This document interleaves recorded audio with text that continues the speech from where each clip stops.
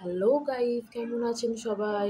আর্যর family ব্লগে জানাই আপনাদের সকলকে স্বাগত। শুভ সকাল। আমি আর্যর মা।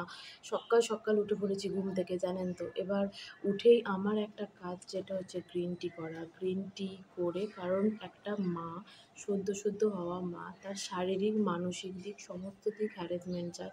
শারীরিক দিকটা ডেভেলপমেন্টটার খুব দরকার। মানে উল্টো পাল্টা কিছু এমন মর্নিং থেকেই এমন উল্টো পাল্টা কিছু খাওয়া উচিত নয় যা বিভিন্নভাবে শরীরটার হ্যারাসমেন্ট করে। কারণ একটা বাচ্চা একটা মায়ের ওপর ডিপেন্ডেন্ট, তাই না? একটা বাচ্চা যখন একটা মায়ের ওপর ডিপেন্ড থাকে, তাকে সমস্ত ডায়েটটা অন্যরকম প্রসেসে নিয়ে চলে যেতে হয়। যেমন সকালে দুধ চা খাবার অভ্যাস ছিল, এখন সেই দুধ চা খাবার অভ্যাস নেই। সেইটা মানে রিকভারি হয়ে গেছে। অভ্যাস নেই আর একদম। সেটা আমি একদম গ্রিন টিতে নিয়ে চলে এসেছি। কেমন আছেন সবাই? চলুন দেখুন বাইরের প্রকৃতিটা, রোদ ঝলমলে পুরো আবহাওয়া, রোদ ঝলমলে পুরো আবহাওয়া। পুরো সকাল সকাল উঠেই দেখি, এখন তো 8টা বাজে, 8টায় এরকম অবস্থা, পুরো খটখটে রোদ। কেউ এসেছে মনে হয়। আর জানেন, আর্য তো একটু 2 বছরের, ধরুন আর্য যেহেতু 2 বছরের, ওই কারণে না মানে একটু দেরিতেই ওঠে। মানে ওর হয়তো অভ্যাসটা চেঞ্জ করতে হবে। মানে সকাল সকাল উঠে পড়ার অভ্যাসটাও নেই, কারণ রাত্রে করে এত জ্বালায়।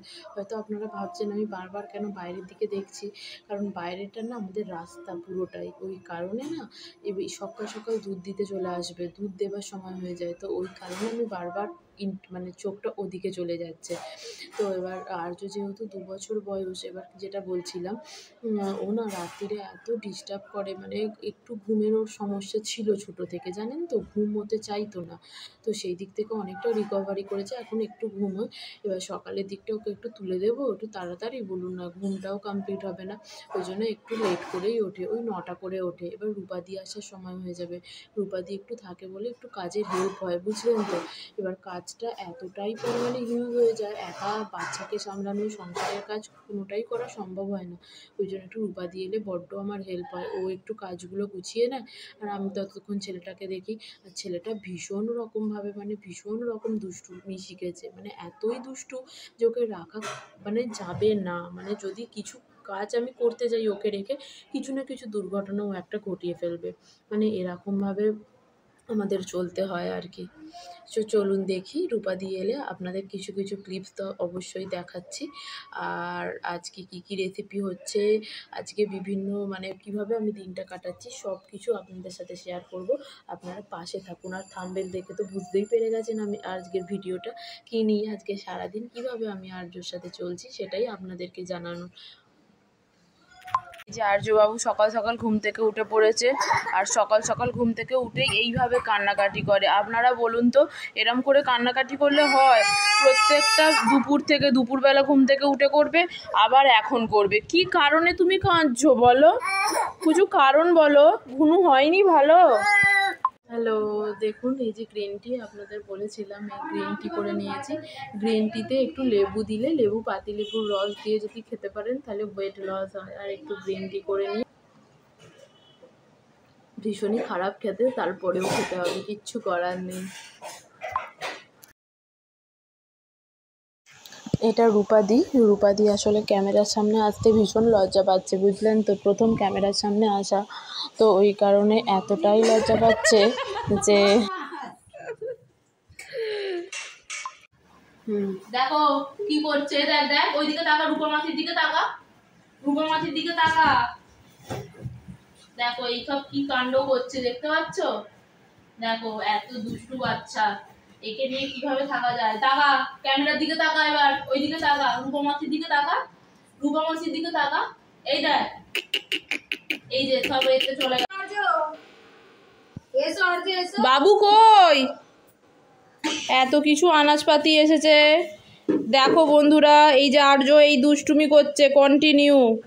আর এখানে গাজর, শসা, বেগুন, আলু, পেঁয়াজ সব কিছু এসে গেছে, ফুলকপি, বাঁধাকপি, টমেটো, ধনেপাতা, নিম পাতা।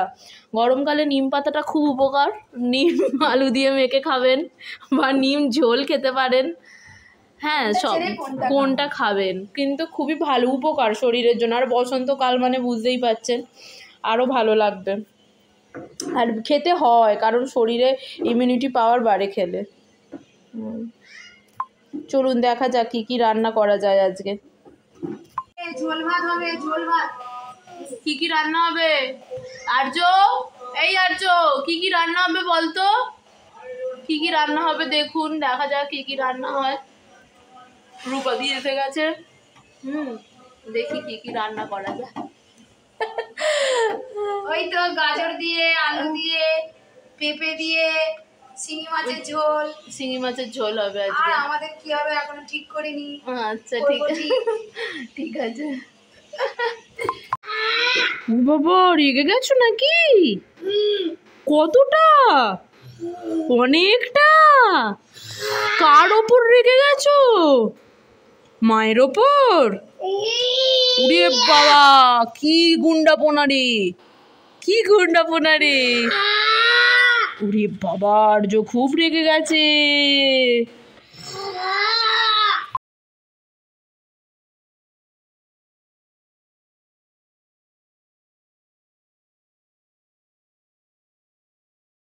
এটা আমাদের আম গাছ, জানেন? দেখুন আমগুলো কতটা বড় বড় হয়েছে।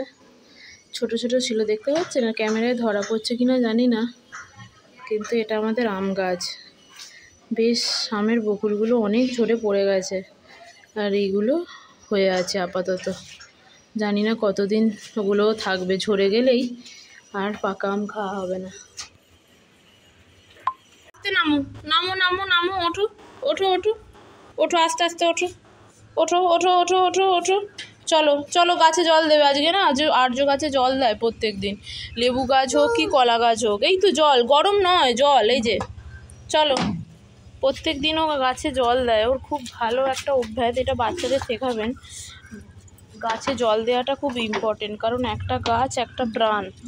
আর এই গরমকালে তো বিশেষ করে গাছে জল দেওয়াটা উচিত, বুঝলেন? ও এটা খুব ভালো করে, নিজে থেকেই গাছে জল দেয়। চলে এসেছি একটা সুন্দর প্রকৃতিতে। এটা আমাদের ছাদের পাশের ভিউ, দেখতে পাচ্ছেন গাছগুলো কি সুন্দর লাগছে।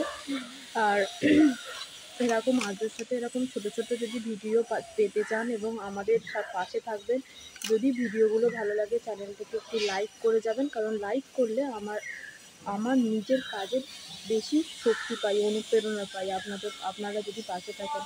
তো ওই জন্যই বলা যে ছেড়ে যাওয়ার আগে একটা লাইক করে দেবেন, যদি চ্যানেলে নতুন হন একটা সাবস্ক্রাইব করবেন এবং আমাদের পাশে থাকবেন সদা সর্বদা।